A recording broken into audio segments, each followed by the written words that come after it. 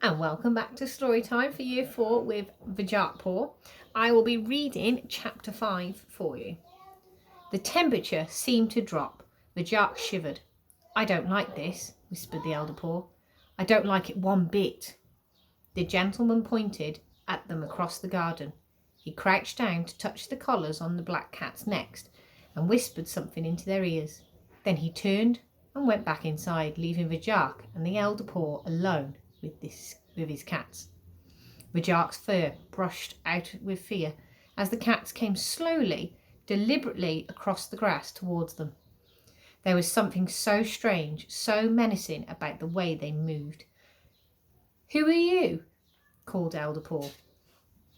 They didn't answer. They just kept coming.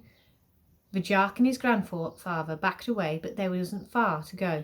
In a few steps, they were up against the wall, as far from the house as they could get.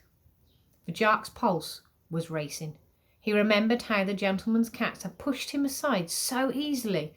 It looked like nothing in the world could stop them now. He scratched at his collar. It felt tight around his neck. Varjak, said the elder Paw urgently, but without any hint of worry in his voice, I think someone as brave as you could climb this wall and go outside, don't you? Varjak glanced up. The stone was concealed by moss, but there was no hiding the wall's height. It was massive. Don't worry, said Elder Paw. You'll have time. I'll see to that. I'll have time? Varjak's head swam.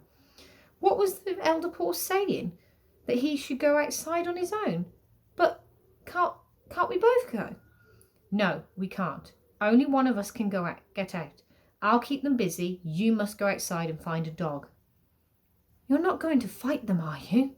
They'll... The elder Paw took a pace towards the black cats. In his eyes was a fire Varjak had never seen before.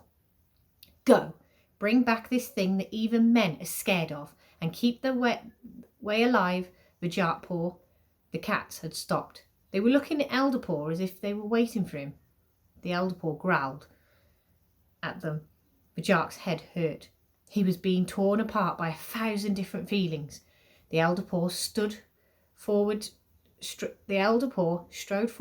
meet the gentleman's cats, tail held high, green eyes blazing.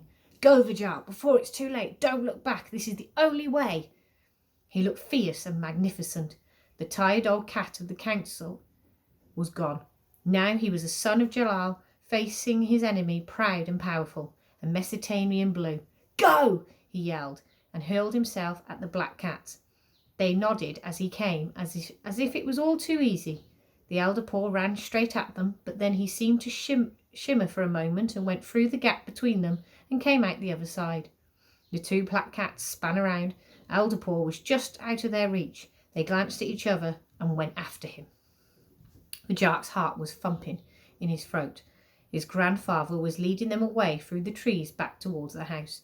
He was taking them further and further from Varjak with a quick wits and cunning, a flash of silver blue.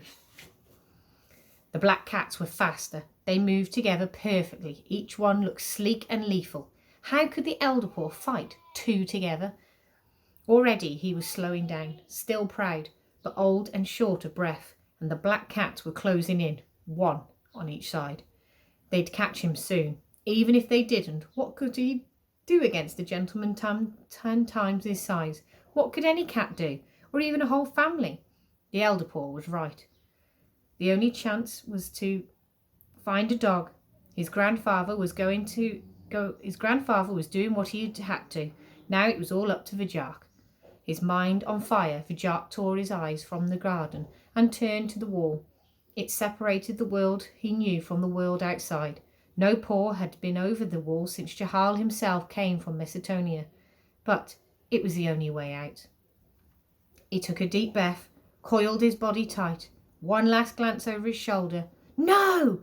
The black cats had caught Elder Paw. They had him backed against the house. They came at him from both sides. He slashed out, but together they swarmed on top of him and forced him to the ground. There was a terrible howl, and the black cats came away, shaking their heads. And the elder Paw looked limp, like a broken toy. There was a roaring in Varjak's ears. His stomach churned. Everything inside him screamed at the top screamed at him to stay, to fight, to help the only cat who ever understood him. But the elder Paul's words echoed in his mind. Go, before it's too late. He turned to the wall. 3, 2, 1. Varjak exploded into motion. Back legs uncoiled. Front paws reached out for a grip. Found it. Back legs pushed, powered, pumped up. And like the wind, Varjak flew up the face of the wall, up through the trees, higher than the curtains, higher than the house, up, beginning to tear, muscles aching, vision blurring. How much further? Up, grip away, paw slipping, latched onto a ledge, heaved and made it to the top of the hill. Outside, for the first time since Jahal, a paw stood on the edge of the world. And that's the end of chapter 5. Miss you for Sapphire.